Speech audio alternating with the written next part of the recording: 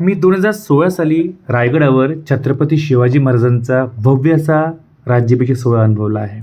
त्यावेळेस आम्ही पुण्यावरून स्प्लेंडर या टू व्हीलर बाईकने रायगडी पोहोचलो. सकाळी 5 वाजता फेटे बांधले आणि गडावर पोहोचतो काय की राज्याभिषेक सोहळा सुरू झालेला होता. महाराजांच्या मूर्तीला नमन केलं, जिजाऊ मातेच्या मूर्तीला वंदन केलं आणि पालखीसोबत नगरप्रदक्षिणा केली. असंख्य असे शिवभक्त रायगडावर आलेले होते.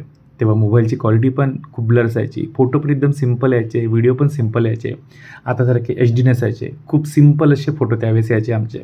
आणि नंतर राज्याभिषेक सोहळ्यानंतर आम्ही जगदीश्वर, छत्रपती शिवाजी महाराजांची समाधी असो, टकमक टोक असो किंवा इतर असे खूपशे बाजारपेठा, असे खूपशे पॉईंट आम्ही कवर करत परतीच्या मार्गी लागलो.